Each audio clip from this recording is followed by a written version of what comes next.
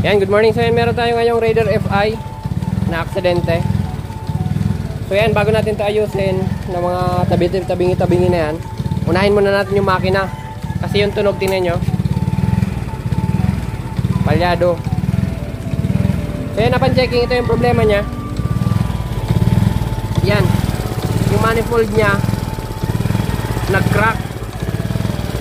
Yan o, dahil sa aksidente, kaya singaw yan.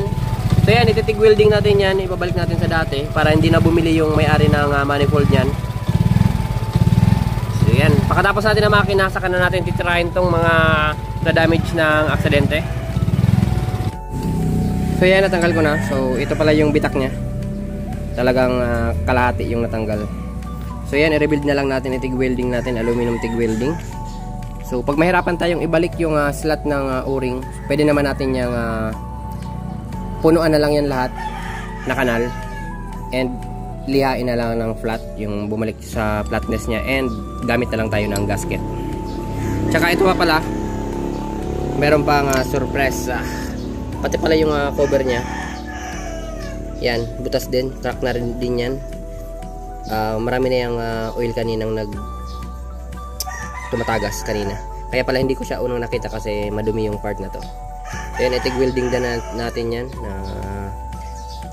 makalangan yung mga butas na yan, or ibalik natin sa dating surface. Ayan, itig welding muna natin.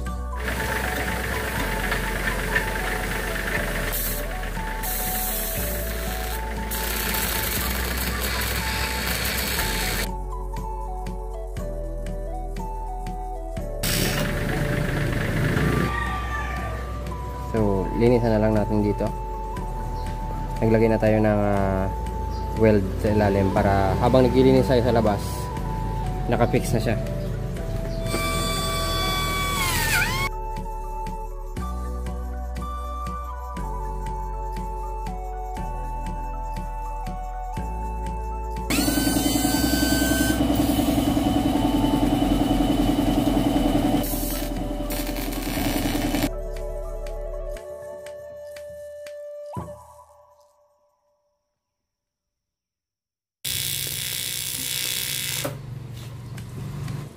So yan, okay na. Hindi ko na pinaganda kasi gagrinderin ko na naman din naman yan.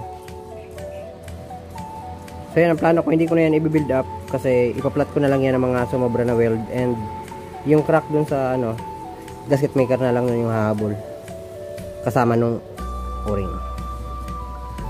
So yan, weldingin din natin tong isa, yung cover.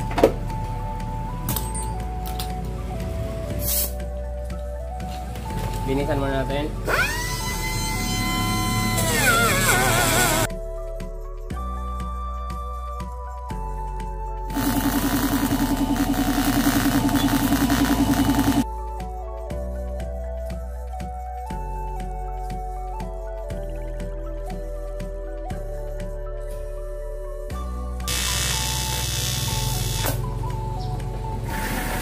Then okay na, i-grinder ko na lang yan, and para ma-block yung surface, and kabit na natin.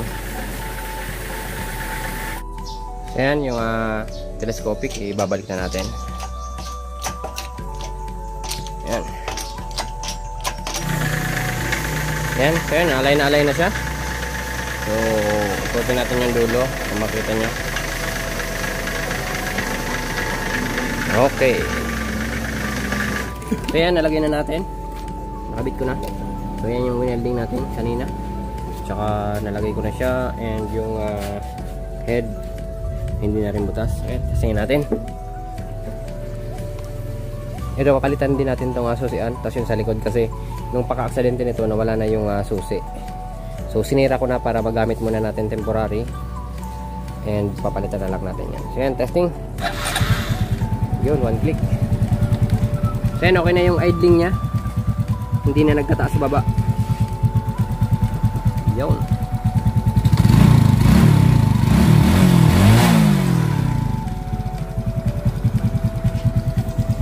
Yun. Ito, okay na rin. Natubid ko na siya. Okay na yung alignment niyan. So mag-assemble na lang tayo, and maghihintay na lang tayo ng mga accessories na bibilin. Yun, bibili tayo nun. Tsaka hintayin ko dumating yung susian, tas sa likod sabay na yon. Tsaka itutuwid ko na lang to, yung axle bolt, yung tuhog dito sa ano niya sa unahan. And ito pa, i-align din to. And tapos na. Ayan, yun lang. Thank you.